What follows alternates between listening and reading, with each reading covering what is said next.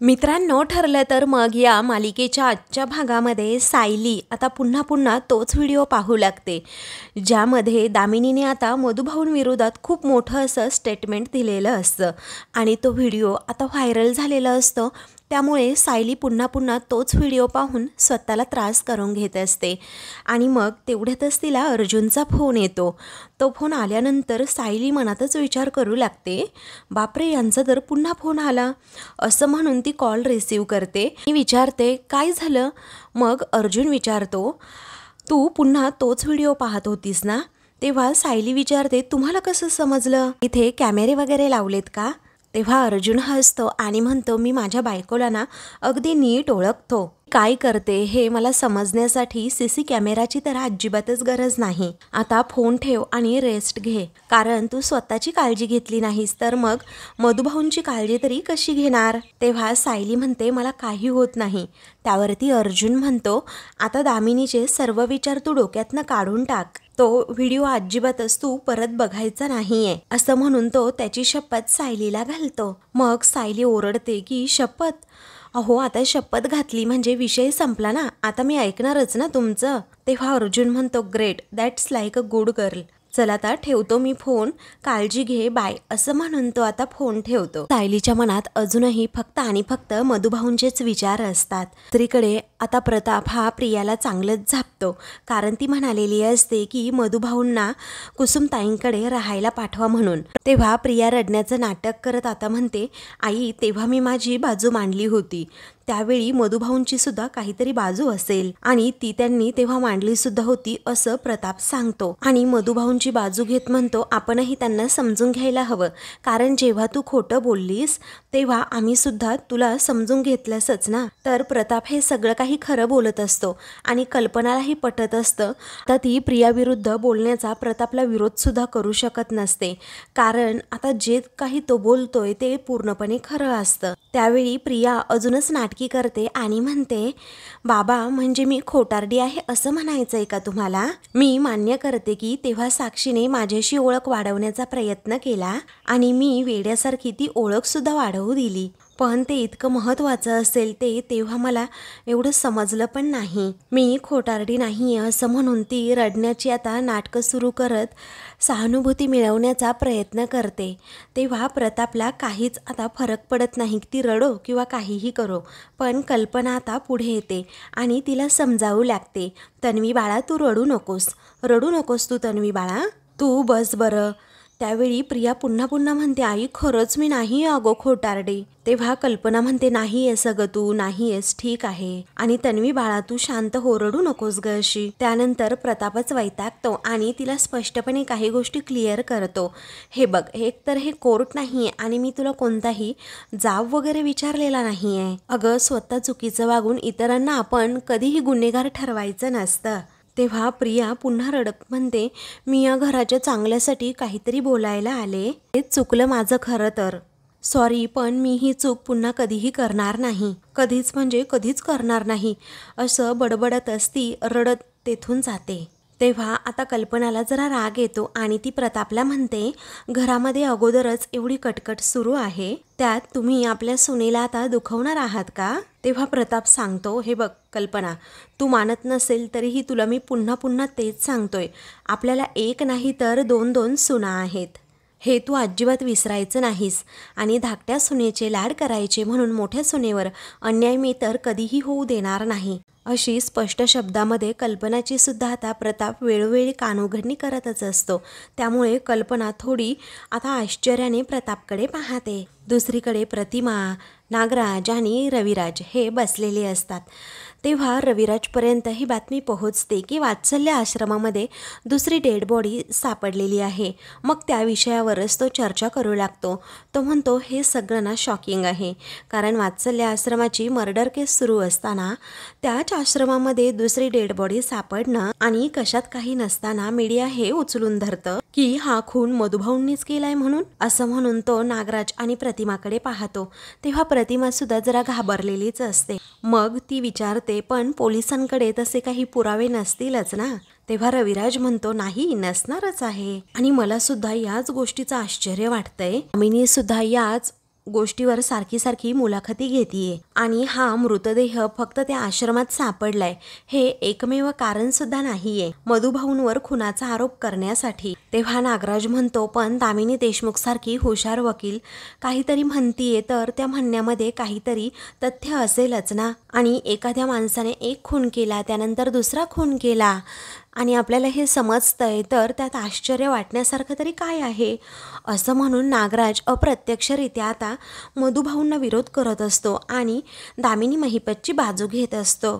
तर प्रतिमा स्पष्टपणे सांगते, माझा तर मधुभाऊंनी याआधीचाही खून केला असेल या गोष्टीवर सुद्धा विश्वास नाही आहे। तेव्हा नागराज टोमणा मारतो, तुझ्या विश्वास बसण्या किंवा न बसण्यावर न्यायव्यवस्था थोडीच चालते ग वहिनी, हो की नाही दादा?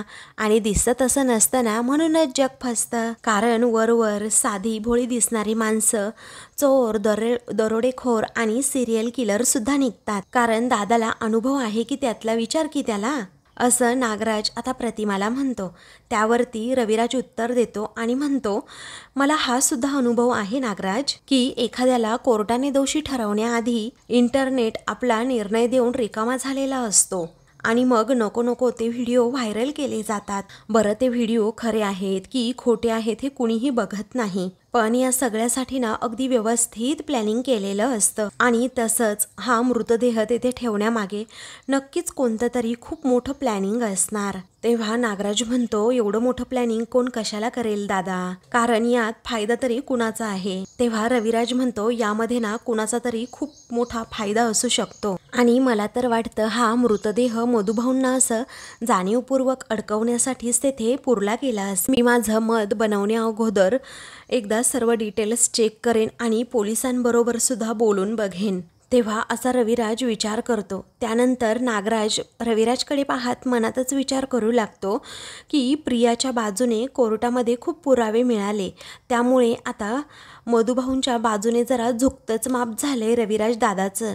आता जर या केससाठी दादा आणि अर्जुन एकत्र आले तर माझ्यापर्यंत पोहोचायला या दोघांना वेळ लागणारच नाही। आता नागराजलाच खूप भीती वाटू लागते की पुढे काय करायचं। इकडे सायली आपल्या बेडवर आराम करत असते, बसलेली असते। तेवढ्याच अर्जुन तेथे येतो आणि सायलीसाठी चहा बनवून घेऊन आलेला असतो, त्याचबरोबर स्वतःसाठी कॉफी सुद्धा आणलेली असते। मग तो म्हणतो, हा घे तुझा स्पेशल चहा। सायली म्हणते, हो का घेऊन आलात, मी आले असते की खाली। तेव्हा अर्जुन म्हणतो, हा विमलताईने बनवलाय चहा, तू पिऊ शकतेस। मग सायली त्याच्याकडे पाहून हसते आणि अर्जुनला म्हणते, सगळेजण माझी किती सेवा करतायत हो, अहो बाबा तर माझी एवढी काळजी घेतात ना की एवढी काळजी माझ्या सख्ख्या वडिलांनी सुद्धा कधी घेतली नसती। अहो तुम्हाला माहितीये आज बाबांनी काय केलं, तर प्रियाला माझे पाय चेपायला लावले। तेव्हा अर्जुन आश्चर्याने विचारतो, काय पाय चेपायला लावले? सायली म्हणते, हो अहो। मग अर्जुन आता हसतो, तर सायली घडलेला प्रसंग सांगू लागते की प्रिया म्हणाली होती की मला सायली तुझी खूप काळजी वाटते आणि मी तुझे पाय पण चेपून दिले असते हां, पण स्वयंपाकाचं बघायचे। त्यावरती बाबांनी बरोबरच प्रियाची कोंडी केली आणि तू स्वयंपाक करू नको असं सांगितलं आणि माझे पाय चेपायला लावले। मग आता अर्जुन हसत असतो। त्यावेळी सायली पुन्हा म्हणू लागते की अगोदर स्वतःच्याच तोंडाने ती म्हणाली होती की सायलीची सेवा करायची माझी खूप इच्छा आहे आणि बाबांनी बरोबरच तिला तिच्या शब्दामध्ये अडकवलं। तेव्हा अर्जुन म्हणतो, दॅट्स फॅन्टॅस्टिक, पण तुला सांगू खरं तर त्या तन्वीची ना तुझ्या पायाजवळ बसण्याची सुद्धा लायकी नाहीये, पण तरीही सुद्धा तिने तुझे पाय चेपले हे मात्र अगदी मस्त केलं। तेव्हा सायली म्हणते, खरं तर मी हेच सांगायला तुम्हाला कॉल केला होता, मग नेमका मला तो दामिनीचा व्हिडिओ दिसला आणि मग असं म्हणून ती थांबते। त्यावरती अर्जुन म्हणतो, आणि मग तू त्या व्हिडिओमध्येच रमून गेलीस। मग सायली म्हणते, मला काळजी वाटायला नको म्हणून तुम्ही सांगितलं की तो व्हिडिओ अगोदर बंद कर, म्हणूनच मग मी तो फोन सुद्धा ठेवून दिला। पण मला आता सांगा की पुढे होणार तरी काय? तेव्हा अर्जुन म्हणतो की मी तुला घरी येऊन ना सांगणारच होतो की एक आपल्या केसमध्ये पॉझिटिव्ह डेव्हलपमेंट झालीये, त्या डेड बॉडीच्या फेसियल रिकन्स्ट्रक्शनची परमिशन मिळालीये। तेव्हा सायली विचारते, म्हणजे? अर्जुन सांगू लागतो की त्या डेड बॉडीचा चेहरा नाहीसा झाला तरीही सुद्धा टेक्नॉलॉजीच्या मदतीने तो चेहरा पुन्हा क्रिएट करता येतो। आय मीन नाकाचा शेप, डोळ्यांची पोझिशन यावरनं एक्सपर्ट्स कम्प्युटरवर पुन्हा तो चेहरा बनवतात तेव्हा सायली विचारते, असं करता येतं? अर्जुन म्हणतो, हो करता येतं, पण तो चेहरा बघण्यासाठी ना तू तिथे हवीस, म्हणजे आपल्याला त्या माणसाला सुद्धा ओळखता येईल आणि आपल्या पुढचं कामसुद्धा खूप म्हणजे खूप सोपं होऊन जाईल.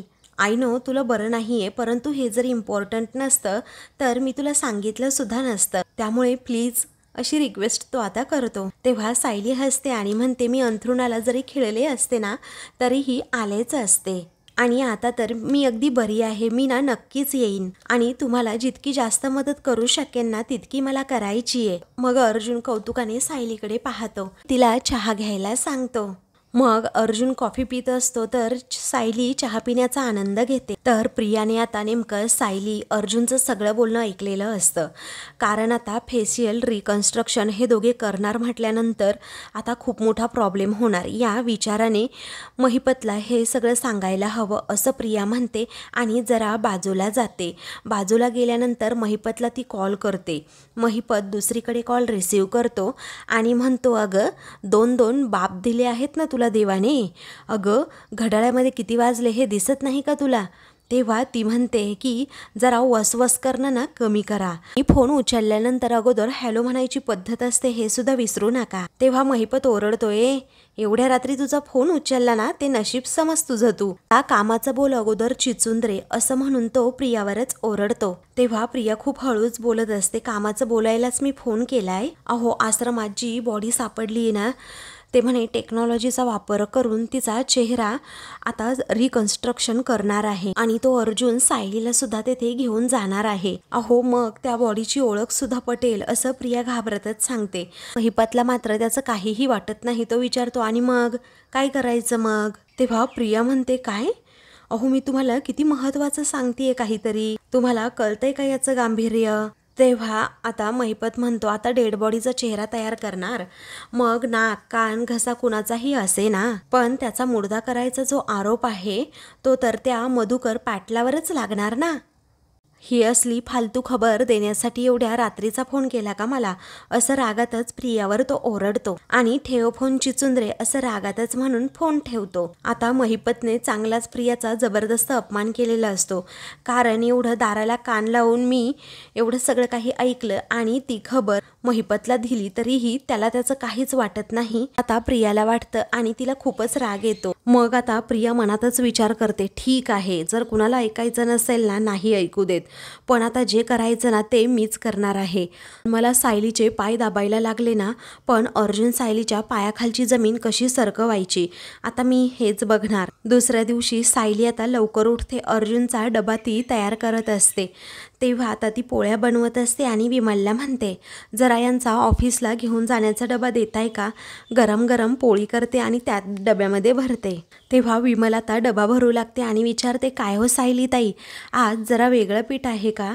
कारण नेहमीपेक्षा आजच्या पोळ्या ना जरा वेगळ्या दिसत आहेत. मग आता सायली म्हणते, हो तर अहो विमल ताई, मी इंडिपेंडन्स चक्की आटा वापरते आणि म्हणून तर याच्या पोळ्या अगदी मौसूद होतात आणि स्वादिष्ट पण लागतात बरं का.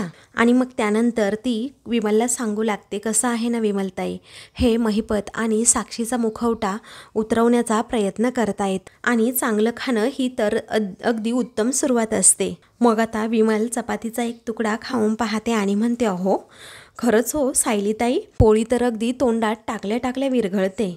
सायली म्हणते, हो ना, आणि डब्यात ठेवल्या तर 5-6 तास अगदी मौसूद राहतात आणि स्वादिष्टही लागतात. आणि ऑफिसला जाताना जर अशा पोळ्या त्यांच्या डब्यात असतील, त्यांच्या चेहऱ्यावर अगदी मोठी स्माईल राहील आणि यांचा दिवस अगदी आनंदात जाईल. तेव्हा विमल म्हणते, सायलीताई तुमचं स्वयंपाकातलं कौशल्य आणि हे पीठ एकदम भन्नाट जोड आहे पहा. मग सायली आता म्हणते, आहारात वेळोवेळी योग्य बदल करावे लागतातच हो, आणि म्हणूनच मी इंडिपेंडन्स चक्की आटा वापरायला लागले. मग विमल म्हणते, आता दुपारच्या जेवणामध्ये अशा मौसूद आणि स्वादिष्ट पोळ्या असतील तर अर्जुन दादांचा दिवस अगदी आनंदात जाईल. तेव्हा सायली म्हणते, आता मला त्याकडे लक्ष ठेवायलाच हवं ना, कारण खाण्यापिण्यामध्ये अजिबात तडजोड नाही, म्हणून तर फक्त इंडिपेंडन्स चक्की आटा. त्यानंतर सायलीचं किचनमधलं सगळंच काम आवरतं. त्यानंतर सायली अर्जुन तिकडे जायला निघतात. सायली म्हणत असते कम्प्युटरवर असं काही बनवून घेता येतं हे ना मला माहीतसुद्धा नव्हतं. त्यावरती अर्जुन म्हणतो आजकाल काहीही करता येतं. मग प्रिया तेथेच समोर बसलेली असते. ती त्या दोघांना जरा इग्नोरच करते. त्यानंतर सायली म्हणते विमलताई आम्ही दोघे जरा बाहेर जाऊन येतो. मधुभाऊंनी नाश्ता केला का? विमल म्हणते नाही अजून. मग सायली म्हणते त्यांना त्यांच्या खोलीत नेऊन द्याल का प्लीज नाश्ता, कारण काल खूपच दगदग झाली हो त्यांची आणि त्यांना नीट झोपसुद्धा लागली नसेल आणि नाश्ता केल्यानंतर त्यांना तिथेच आराम करायला सांगा. मग विमल म्हणते हो बरं सांगते, तुम्ही सावकाश जा. सायली म्हणते हो येतो आम्ही. असं म्हणून सायली अर्जुन तिकडे जायला निघतात. तर आता प्रियाच्या मनात काहीतरी येतं आणि ती कसला तरी विचार करते आणि गालात हसते आणि तेथून उठते. दुसरीकडे मधुभाऊ आता आपल्या रूममध्ये बसलेले असतात. तेव्हा प्रिया तेथे जाते आणि हाताची घडी घालत म्हणते काय घरच्यांना त्रास देऊन मात्र इथे तुम्ही निवांत बसलात. तेव्हा मधुभाऊ आता तिला विचारतात काय ग तू कशी आज आउट हाऊसची वाट चुकलीस? तेव्हा प्रिया मोठ्या तोऱ्यातच म्हणते वाट मी नाही तर तुम्ही चुकला आहात मधुभाऊ. तेव्हा ते विचारतात म्हणजे मग घरात जो काही ड्रामा झाला त्यामुळे घरातील सर्वजण अपसेट असल्याचं प्रिया सांगते. तुमच्यामुळे घरात पोलीस आले याचा आई बाबा पूर्ण आजी यांना केवढा मोठा धक्का बसलाय. अहो या घरातली माणसं सगळी चांगली आहेत त्यामुळे या घरातनं निघून जा असं ते म्हणणार नाहीत, पण मला वाटलं होतं तुम्ही स्वतःहूनच घरातून निघून जाल. तेव्हा मधुभाऊंना आता थोडं वाईट वाटतं आणि ते म्हणतात मला जायचंच आहे ग, पण साऊ आणि जावई बापू हे मला जाऊ देत नाही. ते दोघेही हट्ट धरूनच आहेत, ते मला इथून सोडतच नाही आहे. तेव्हा प्रिया हसते आणि म्हणते ते बोलले आणि तुम्ही लगेच ऐकलं सुद्धा? हो नाही, पण तुम्हीच म्हणायचात ना की लेकीच्या सासरचं पाणीसुद्धा प्यायचं नसतं म्हणून. मग तुम्ही आता विसरलात का ते? त्यावरती मधुभाऊ म्हणतात नाही मी विसरलेलो नाहीये, पण माझ्या साऊसाठी मला इथे राहावं लागतंय. तेव्हा आता असं म्हटल्याबरोबर प्रिया सांगते अहो तिच्यासाठीच तुम्ही जायला हवं खरं तर, कारण तुम्हाला माहीत आहे ना आज सायलीला तुमच्यामुळे चक्कर आली. अहो आता हे खून डेड बॉडी पोलीस हे शब्द पुन्हा पुन्हा ऐकल्यानंतर तिची तब्येत अजून बिघडली. तर मग काय करायचं असं म्हणून ती मधुभाऊंना आता सायली आणि अर्जुन घरी नसताना खूप घाबरवण्याचा प्रयत्न करते. तर मधुभाऊंना सुद्धा आता वाईटच वाटतं, खरंच माझ्या इथे राहण्यामुळे माझ्या सायलीला त्रास होतोय. ते आता पुढे जातात आणि म्हणतात नाही नाही अजिबातच असं होता कामा नये. तेव्हा प्रिया म्हणते पण असंच होतंय ना हो, आणि कसं आहे ना मधुभाऊ आम्हा दोघींचेही संसार अगदी नवीनच आहेत हो.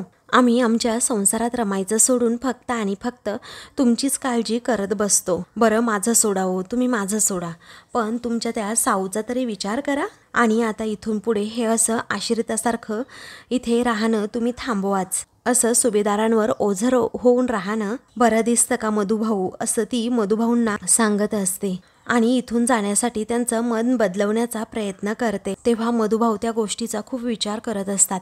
प्रिया मात्र त्यांच्याकडे पाहून हसत असते, कारण तिचा एकच मोटिव्ह असतो की काहीही करून मधुभाऊंना बाहेर काढायचं म्हणजे काढायचंच. दुसरीकडे फॉरेन्सिक ऑफिसमध्ये आता अर्जुन सायली आणि त्याचबरोबर चैतन्य हे तिघेही आलेले असतात. तेथे ते ऑफिसर्स बसलेले असतात.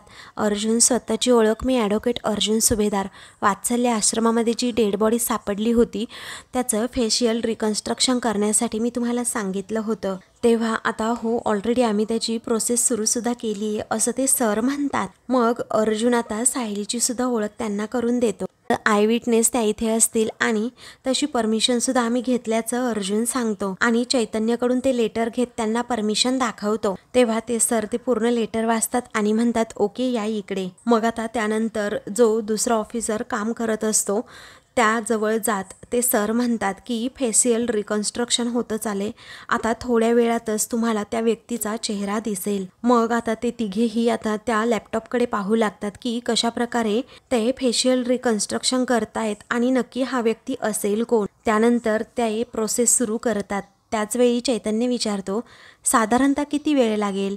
मग आता ते सर म्हणतात फक्त 2 मिनिटे लागतील. आता ते फेशियल रिकन्स्ट्रक्शन होत असतं आणि डिस्प्लेवर ते दिसत असतं. सायली, अर्जुन, चैतन्य हे अगदी निरखून त्या डिस्प्लेकडे, त्या चेहऱ्याकडे पाहत असतात. नक्की हा चेहरा असेल कुणाचा? त्या तिघांच्याही मनात खूपच धाकधूक असते.